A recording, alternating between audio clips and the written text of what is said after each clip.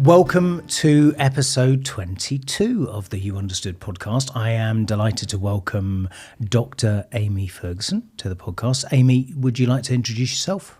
Yeah, sure. Thanks for having me. So I'm the network scientific coordinator for the Circadian Mental Health Network, but I'm also a researcher in mental health, sleep and circadian rhythms. Goodness, so where do we start with that? I've got to admit, first of all, when we first met, I thought circadian rhythms were all about sleep, right? So rookie mistake number one. But talk to us first about the Circadian Mental Health Network and I guess your role in it specifically, but also what it's there to do, what its objectives are, you know. So, my role in the Circadian Mental Health Network, basically, I do a bit of everything and anything. Okay. It's pretty much Wear my many role. hats, right? Yes, exactly. Okay. But I am basically the central point of contact when you come to the network and the person that answers your questions if you have questions. But basically, the network is built up of researchers, clinicians, people with lived experience of mental health conditions, charity members, all sorts. So we're quite a diverse network. And basically what we're trying to do is drive a better understanding of the relationship between circadian rhythms, sleep, and mental health. So in order to do that, we're trying to support the next generation of researchers. Yep. We're trying to make sure this network is sustainable and also inclusive so that it's easily accessible by the public, by people with lived experience that are trying to understand more about these relationships, things like that. So we're trying to make sure we become basically a good, reliable source of information eventually going forward, and also to highlight and uplift the opinions, the expertise, the voices of people with lived experience of mental health difficulties, mental health conditions, and people that experience disrupted circadian rhythms and disrupted sleep.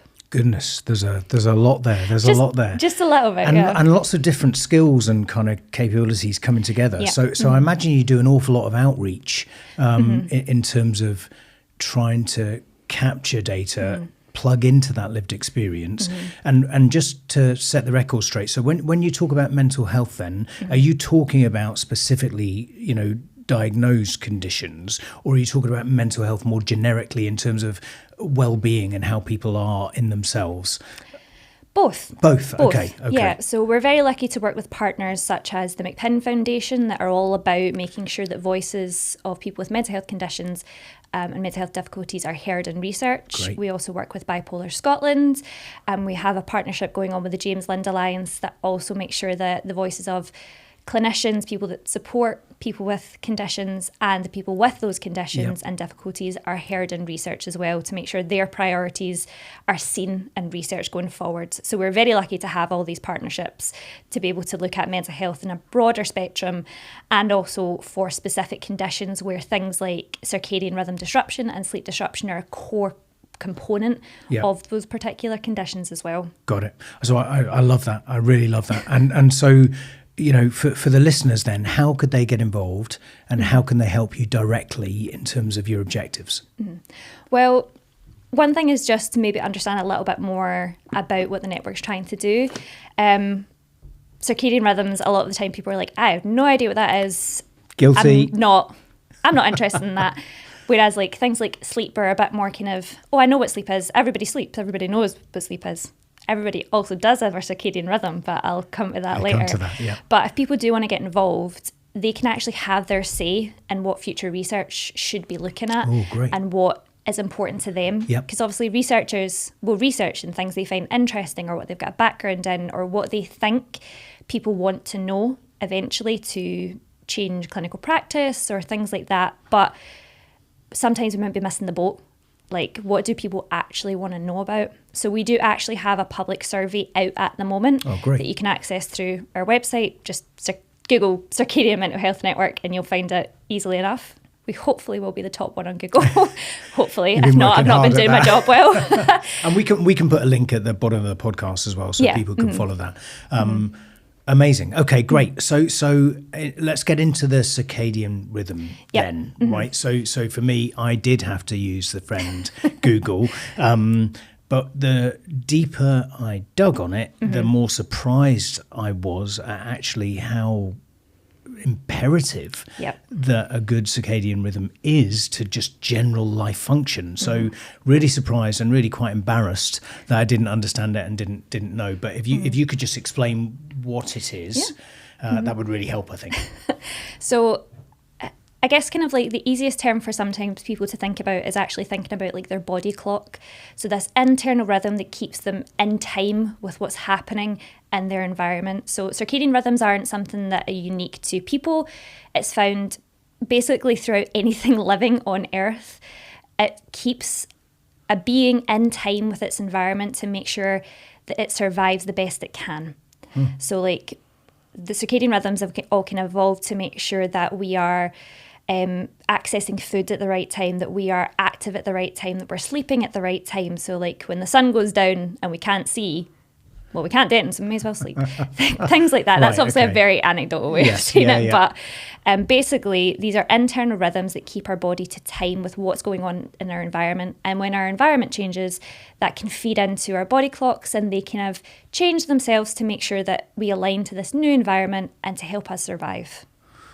Goodness. Okay, so now that's making a lot more sense to me, because actually the body therefore is adapting to its environment and to its circumstances. So that, if I follow that train of thought, then that would mean that every time there's a change in environment, there is an impact, and so being aware of what that could be is important, I guess, right?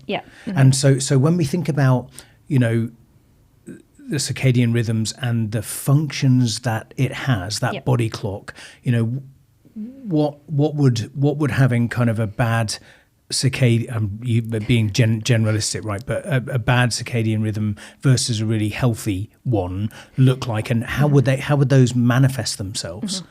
So one thing I want to say is that you will not necessarily have a bad circadian rhythm. You will maybe have a disrupted circadian rhythm because your body's trying to work to align to its environment. But if it's being constantly disrupted, then it's constantly having to be like, okay, no, that doesn't work. I need to try again. I need to do something else. Got it. And it has to keep changing. So it's not necessarily that your circadian rhythm is bad. It's that it's being disrupted and struggling to basically align, because there's too many things happening it can't predict, because there's too many disruptions. It can't find a pattern to align to. And pattern's the key, isn't it? So basically that's the kind of thing of like, if you're expecting something to happen and it happens every single day at the exact same time, your body's like, okay, I know at 12 o'clock, I get fed, get the stomach ready. I know at 10 o'clock, it's bedtime, time to sleep. Things like that. And your body can kind of get ready for that, and that's fine. But if you're being constantly disrupted and you're like, okay, I ate 12 today, but now I'm not getting fed till 3, but my stomach's been gurgling for 3 hours because it's wanting fed, all that kind of thing, your body tends to get a little bit out of whack. It's just like anything else. If you get things flung at you that you're not expecting, just in the real world of like you're walking down the street, if somebody flings a can at your head, you're not expecting that, and that's you disrupted for your next like 10 feet of walking or whatever. If you're quite used to it, or that's you disrupted for the entire day because somebody flung a can at your head. Things like that. I'm worried about getting cans being flung at my head now, by the way, but okay, no, I get it. So so the kind of like aim of the game would be that you want to try and disrupt your circadian rhythms as little as possible. Or if it does have to be disrupted, you can try and support it in other ways to make sure that you get back into a rhythm that is supporting the rest of your bodily functions, basically. Okay, and we'll come on to the bodily functions bit in a second. But so it seems to me, generically, if I take a step back and I think about the world we all live in today, I mean, my goodness, if you're looking for disruptions, you're in paradise, aren't you? Yes, right. Absolutely. So there are disruptions everywhere. So is this therefore, again, I'm being very simplistic, but is this therefore a kind of a modern or a more modern phenomena than it potentially was back in the day, where we were maybe more in tune with our environment and everything else, or not necessarily? So it depends on what you mean of like how far you're going back in the day. Right, okay. But basically, naturally, everybody's body clock's different. Your body clock will be very different to mine. So like, for example, would you call yourself like a morning person or like an evening person? Definitely an evening person. Exactly. So I would call myself a morning person. Okay. So that means naturally, we actually have very different ways of our bodies like to function. So your body will be like, yep, it's more afternoon, evening. So productive, I'll get all my things done. Whereas I'm more like in the morning, yep, get all my things done. And then by the time it gets to the afternoon, I'm like, okay, I'm done. Things like that. So everybody will naturally have a different pattern. And that is something that has evolved through because of different situations that people will have had to be in. So that's been an evolutionary thing of everybody will have to be different for different situations. But if we're looking at it in a more modern sense, we do have more that can be disruptive. So things like when you're doing shift work patterns and things like that, that's a constant disruption. Because you'll be switching from like an early shift to a back shift or a night shift and all that. And that's maybe something that didn't happen before. Shift work maybe wasn't a thing back in the day, however far back in the day you want to go. I don't really know the full history of shift work. So, but then we also have things like our phones. So that are basically shining a light in our face when the sun's gone down. When really at that point of the sun's gone down, it's dark, time for bed. That's usually what your brain would have been used to and what's kind of evolved to do. And that's still how your circadian rhythms work of sun's gone down, the light is dimmed, your eyes react to that, your brain reacts to that, and then it starts this whole cycle of, okay, time for sleep. And it starts to get the body to wind down in that way. But if the sun's gone down, then all of a sudden you've got a bright light in your face. Your brain's like, no, sun's still up. And it causes a whole other pushback of that sleep. And you talked about kind of no bad rhythm. It's just constantly trying to adjust. And so what would happen in terms of impact to the circadian rhythm if there was a kind of a night shift and you were on regular night shifts? Because I can still see a disruption in my head that says, but when I finish, now it's sunny and I'm going to bed when it's sunny. Exactly. So that almost feels like, okay, we've got the routine because we're forever on night, so that's not changing. The routine's there, but actually the natural world isn't aligned to that routine. Exactly. Okay. Exactly. So this is why there are studies that kind of show that there is an issue of like shift work having impacts on physical health because of other circadian disruptions of like when you finish at 6 a.m, the sun's up and you're trying to go to bed and your brain will get confused as to like, well, the sun's up, why am I trying to sleep? Whereas if you're awake and it's pitch black and you're maybe not getting that feedback, but maybe it's different a little bit as well because you're getting that artificial light. If you're in that kind of working environment maybe you are working in a hospital and the lights are bright. So it's kind of like keeping your brain in that way. So it really depends on the individual. Some people are way more susceptible to that disruption and some people are a bit more resilient. And again, that's just natural differences that people have. And is there a way to kind of tell whether you're more susceptible or do you just have to experience that in real life? Unfortunately, there's no way at the moment that we can really point out somebody and be like, okay, you're going to be very sensitive. You're not going to be very sensitive. Okay. That's still something we're trying to understand from a research perspective of like, how can we tell? So people are looking at it from a genetic perspective, an environmental perspective, a family history perspective. There's so many different aspects to this. And they're all relevant. And they're all relevant. And they're really hard to tease apart and to say, one, does it even have an impact? And two, which of these have the biggest impact, or is it a mad conjunction of everything coming together causing these problems and things like that? So unfortunately I can't give you a straight answer on that one. But that's part of your ongoing work, right? Exactly. Or of that of your partners as well, is trying to make progress on those different tracks to try and just have a greater awareness, greater understanding of it, right? But that's a journey, isn't it? Absolutely. This is why we have this big massive network basically of trying to understand these relationships of what happens with our mental health, our sleep and our circadian rhythms, because even though we know these relationships are so important and that there's a two-way relationship between these things, we still don't understand everything and we don't understand all of the inputs and all of the impacts. There's still so much to understand because unfortunately it's way more complicated than you would ever think. I don't even want to go there.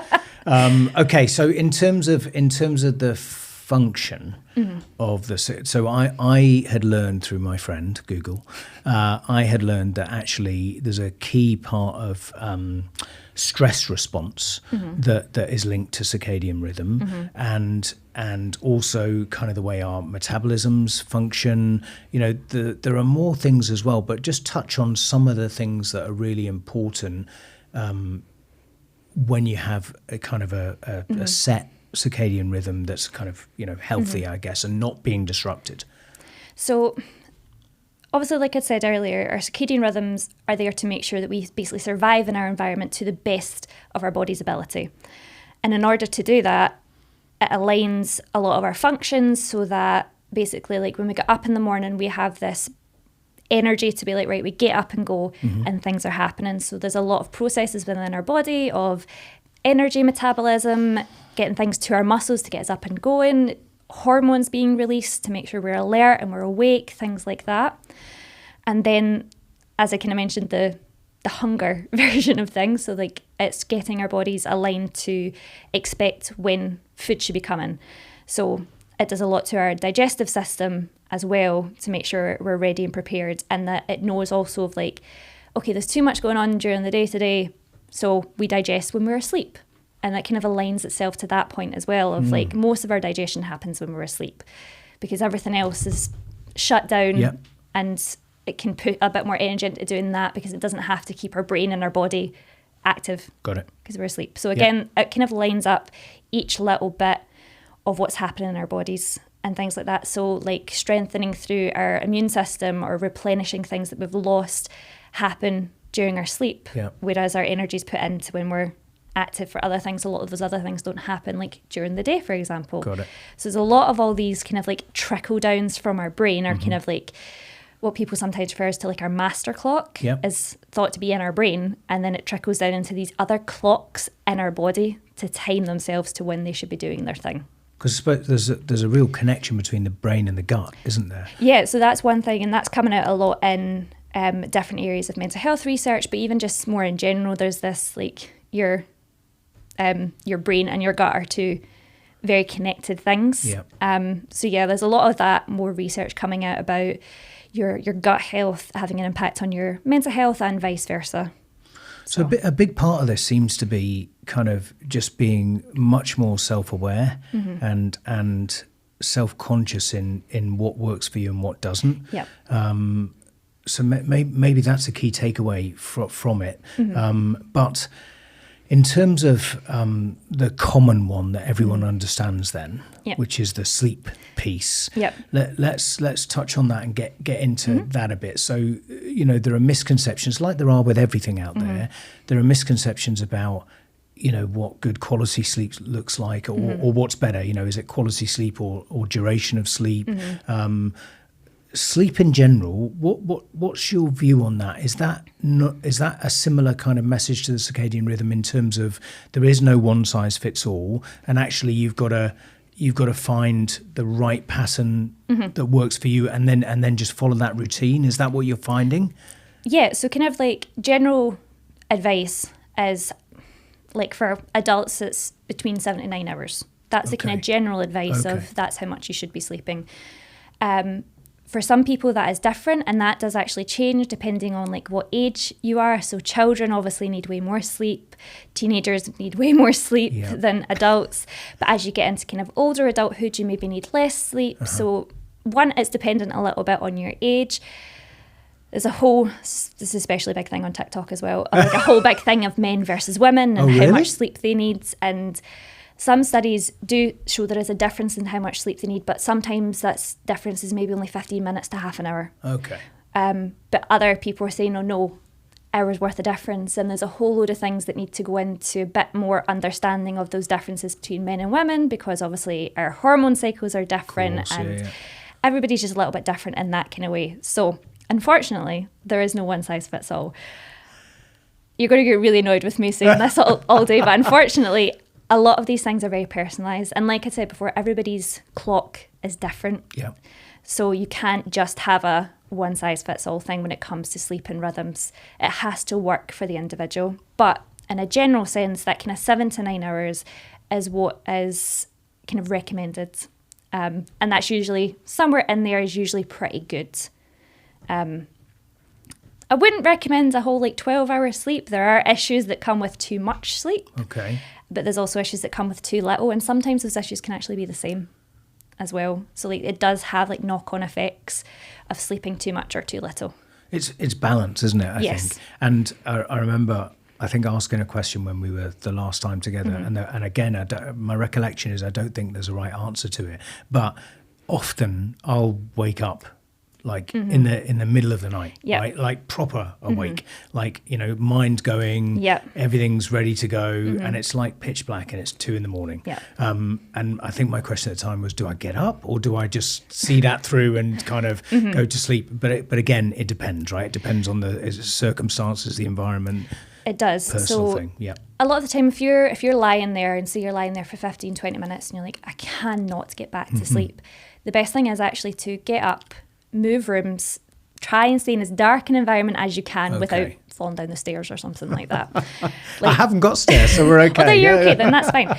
But moving to a different room, keeping the lights really nice and dim so that, again, you're not having that extra feedback of light in your face. So don't take your phone with you. Okay. Go to a different room and try and relax. So do something that you find relaxing, of whether it's reading a book or meditation or mindfulness or something that's relaxing, or gentle stretches, or even just a wee wander around the house. Again, without falling down any stairs or walking into something like that. Something that kind of relaxes you. Yep. And then when you start to feel drowsy again, go back to bed at that point. But if you're just lying there for 20 minutes plus, you end up kind of start ruminating on your thoughts, and your thoughts just kind of going round and round and round, and then it's really, really hard to get yourself to relax. It is. Yeah. It is. Moving rooms and trying to chill out and then going back to bed is kind of what's recommended. But if you wake up and then all of a sudden you're like, because maybe you've had a nightmare, maybe you don't remember the nightmare, but that's kind of normally when people wake up super alert. They've been in some kind of dream, or they've been in their sleep cycle that they call rapid eye movement. Yeah. That's a kind of classic when you see someone dreaming, their eyes are wiggling about. So during that kind of stage is when you're more likely to be awoken really, really quickly. Got it. And be at absolute alertness. So it could be that it's a dream or a nightmare that's knocked you out of sleep without you really realising it. So just taking the time to relax again, whether or not you can do that in just a few minutes of deep breathing and just being conscious of what's happening in your body, a bit of mindfulness at that point, you might go straight back to sleep. You might not, and then that getting up and trying to relax is what would be recommended. And the same may be true, kind of similar advice in terms of middle of the day, you've eaten a bit of food and you're just really sleepy. Do we think it's better to take a little nap at that point and listen to your body, or actually just kind of see it through and get to the routine bit of going to bed? So there's kind of slight conflicting evidence about daytime napping and things like that. But if you've had a particularly carb heavy meal or something like that, good advice is actually get up and have a wee walk. Okay. Go outside for 15 minutes, have a nice gentle walk and come back. And that kind of tends to help kickstart everything. And then you can kind of go back along with your day, and it's usually not too bad. But if you're at the point of, I am absolutely knackered, have a wee nap. But I mean a wee nap. Okay. So not a couple hours worth of nap, maybe 20 minutes. Oh, right. That's something short. Like that. A nice short one, just to kind of get your body to be okay, I've settled down, managed to move the food a little bit along, and then I can get up and go. Trying to sleep for too long can then have a detrimental effect. You try to sleep at night. Yeah. Okay, so if you are conscious of the fact that your circadian rhythm's being disrupted, I'm guessing the first port of call is, what can I do to control my environment and to control the kind of timings that evolve around that? Yeah. But how long should I expect that reset to take? Is that a few days? Is it a couple of weeks? And as long as I can keep it stable, can I actually kind of reset it? Is it possible to reset from routine A to routine B and still be healthy? So yeah, it's absolutely possible to reset into a kind of new, because obviously our environment changes all the time when we go from summer to winter, there's a major change in when the light goes, especially the further north you get. There's a big difference in our summer and our winter. Yep. But I can't give you an exact, it'll take 2 days, it'll take 2 weeks. Right, okay. Because it also might depend on what caused the disruption. Mm-hmm. So, but even like if you think about it, of people that go on holiday and they go to like somewhere way across the other side of the world. So they go to California or Australia or somewhere way across. And somewhere exotic, yes. Even somewhere less exotic that's just in a different time zone. Yeah. Something like that. And obviously they get on holiday and then they're there and they're enjoying their holiday and it's great and it's totally fine. But then when they get back, there's the jet lag. Some people experience jet lag on the way out, but a lot of the time people experience jet lag worse on the way back. And there's a bit of anecdotal evidence of like which direction around the world is worse. Oh, really? But everybody experiences that differently. But some people have jet lag and they've got it for 2 days. Some people have jet lag and they have it for 3 weeks. So like I said before, everyone's clock's different and more. Some people are more sensitive and some people are more resilient. So some people can change their clock really rapidly with some minor adjustments. Yep. Like for example, if you are on a plane and you know you're going to be in that kind of time zone, my suggestion, now I'm not saying this is not, one, this is not medical advice. Two, this is not fully backed by research. We have to re-emphasize that, I have to emphasize yes, this. Yeah. But this is something that I've found very, very helpful, is that as soon as you're on the plane, act like it's the time zone of the place you're going to. So if you got on the plane and it's 10 in the morning in London, but it's 10 at night in Sydney, go to sleep. Go on the plane, go to sleep. Like face mask, eye mask, whatever, hood up, curl yourself in, go to sleep. And then maybe you're on that big long flight where you don't have that changeover. When it's breakfast time, get up and have something to eat. So you're almost trying to preempt or align yourself to that new environment before you're actually in it. Yes. Huh. Okay. Because planes themselves as well, it's a weird, contained space. Yeah. Everything's a bit funky. So you also kind of want to prepare yourself in one way or the other. You don't want to cause a disruption that the plane has caused to then make another disruption worse. So instead of that rapid disruption, prepare for the change in where you're going to be. So that's like one example. And you can kind of apply that to like other scenarios as well, of like, if you know a disruption's coming, maybe you can kind of preempt it and prepare your body a little bit for what's about to happen. Makes a lot of sense. But obviously some disruptions you can't predict. So like if you're a new parent and you have a baby that decides they're going through sleep regression, which I think they tend to do at like 3-4 months, they just decide, nope, sleep is not for me. And now sleep is not for you either. They should come with a warning, by the way. They really should come with a warning. To be honest. I miss that. We obviously weren't listening to the rest of the parents then. So, but things like that, there's maybe disruptions that you cannot predict, that you cannot expect. But what you can do is trying to support your clock in other ways, of try and keep other things as consistent as possible. When it is dark outside, be careful about any external light that you get, especially like blue light. So if you have to be on your phone, maybe put like your eye comfort shield on or your blue light filter, turn that on. So it's blue light that tends to be the kind of worst light to be exposed to at night. So you've completely thrown me there. I didn't know there was a filter and I didn't know there was the eye thing. What did you call it? So for like on mine, it's called like an eye comfort shield. Okay. So like it reduces the amount of blue light and everything goes a kind of weird orangey tinge. Same kind of thing you do on your laptops. There's like an evening setting on most laptops and things like that. That's probably just my ignorance. I didn't even know that existed. So that's great. That's great. So very useful if you're studying or working or anything like that in the evenings when the rest of the light is dimmed down. Do the same to your electronic devices. And so you raise a really interesting point there around it doesn't necessarily have to be perfect. Yeah. Because even if something can't be controlled or is disruptive, as long as you can kind of contain that or mitigate the impact on the other areas, then actually that's pretty good, right? So we're not necessarily striving for perfection. No. We're just trying to be as good as we can. Yeah. So there's somebody that I follow on YouTube that's a completely different medical doctor, not to do with this, but I have there's a saying that she says I absolutely love, and you can apply it to a lot of this kind of thing as well. Okay. You do the best you can with the information you have. Mm-hmm. So you do the best you can with the situation that's given to you. So if your sleep is going to have to be disrupted, fine, but see what else you can do to support yourself in that way. Great advice. So if you have a really terribly night's sleep for one reason or another, maybe don't drive that day. Okay. Maybe try and work from home where you can control a little bit more of your environment, or see what other things you can do to support yourself. Is there a way you can maybe have that little 20-minute nap during the day, things like that? Yeah.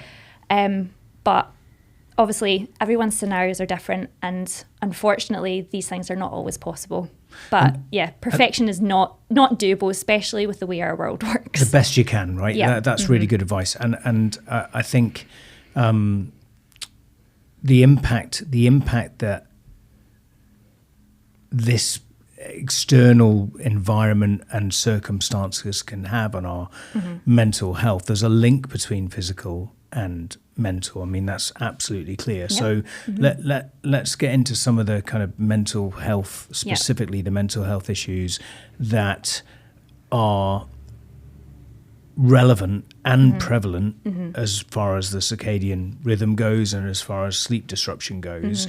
And maybe, maybe there's some studies or some research that you're undertaking at the moment with the partners specifically, but kind of join the dots on that and try and bring that to life. So are you seeing kind of acute symptoms as a result of disruption, or are they generally mild but there are instances of acute? And then maybe just your view on the chicken and egg right scenario. So is one the primary driver? So is it the mental health that's the primary driver of the disruption, or is it the disruption that's the primary driver of the mental health? Again, just based on what you're seeing today, so not categorical or the truth, but just what you're seeing in your research so far. Well, I can't tell you what comes first between the chicken and the egg, unfortunately, because we're seeing both. Seeing both, okay. We see both. And if we take from some of the people that have spoken to me, they'll say that if they've had disruptive sleep for one reason or another, because they've been on a trip and they've come back and it's disrupted their routine, or they've got a new baby, or just something in general, they're having terrible nightmares and cannot sleep. If their sleep is disrupted, they do then find their mental health condition being so much worse for them, and it kind of like follows on. So they're, for like instance of for like bipolar disorder, circadian rhythms and sleep disruptions are a core component of what happens in that, as part of that kind of symptomology of you will actually see that as kind of one of the symptoms of, do they have disrupted sleep and circadian rhythms and things like that. But what people have been kind of saying is that when they experience a period of like insomnia, that does actually, if they could have went from a kind of, I don't want to say normal, not a normal mood state, like a kind of stable mood state. Yeah. If they've then had a period of insomnia, they might then have a manic episode or a depressive episode. Yeah. So it does actually change their mood state at that point, and then they can be quite unwell afterwards. So, but then in the same kind of way, if they are in a depressive state, they'll just sleep constantly, or they really struggle to sleep, but they don't have the energy to do anything else from that. So again, I can't really say whether it's chicken and egg. It's a two-way relationship between your mental health and your sleep and your circadian rhythms. And again, it's kind of, you reminded me of things like the window of tolerance, right? The hyper and the hypo states, and ultimately everyone's window of tolerance can flex based on their environment again. So are you then, as part of the research, working with specific groups to understand impacts, or are there kind of general studies that you're doing in terms of, so from a listener perspective, can they still contribute value and information to you generically about general well-being versus, for example, having a diagnosed mental... Oh yeah, absolutely. So like the survey that we're undertaking is for anyone that has any experience of a disrupted circadian rhythm, or like body clock as we kind of refer it to, or disrupted sleep. and anybody that's had any experience of any mental health difficulties or conditions. So literally, if you have ever experienced anything disrupting your sleep, anything disrupting your mental health, not even to the point of you would go and see a doctor or anything like that, that you would just know you've had some difficulties, you're more than welcome to tell us what you think research should be looking at. You can tell us what is important to you, and we can hopefully drive research forward to make sure that it's looking at what is important and what we should be looking at. But we also want to hear from people that do have specific conditions, because there will be some features that are more prominent in certain conditions than in others. So sorry, I'm really not giving you many straight answers today, but basically, both. Okay. And if you get lots of kind of, are you going to be driven by, population? So, or is it actually interest around the subject matter that what's the driver? Is it making kind of tangible progress in a particular area? Is it, population requirement or interest, because that might not be aligned to the progress, or is it something else that's specifically driving it? So basically what we're kind of doing with this, of people telling us what's important, is we know that just as one network, we can't deal with everyone's questions. But what we can do is we can tell the rest of the research community that this is important, this is what people want to know, this is what you should be looking at. So basically we're going to be kind of creating a ranking system, so people can rank their top 10 of what's important to them. Yep. And then we'll make like a kind of final top 10. So it's not all about numbers and like population or like very specific conditions. It's about what people think is most important. Got it. So not even just by a numbers perspective. Eventually things will get ranked. We'll have a lot of input from people with lived experience, from patients, from clinicians, other support that like support people with these conditions, things like that. And we'll try to create a final ranking of like a top 10 to be like, right, research, hold on, this is what you should be looking at. Perfect. But even from that, other things that come out of our survey, if it's questions that maybe have already been answered but people don't know the answer, we can share that. Brilliant. And have that as like a nice public information to be like, oh, you had this question, here you go, here's what we found, this is what research is saying at the moment. Love it. So yeah. Brilliant. Right, so before we wrap up, and thank you so much for coming along and doing the podcast, but especially at short notice. Have you got a generic piece of advice that you could give to somebody who may be struggling or maybe in an environment which is constantly disrupted and they don't feel in control of it? Is there anything specifically that they can cling on to and just say, look, this is going to help me to some degree? So try to get your 7 to 9 hours of sleep. Be consistent where you can. Don't focus on being perfect, but do the best that you can with what works for you. Love it. Dr. Amy Ferguson, thank you so much for joining us. Thank you for having me. All right, great.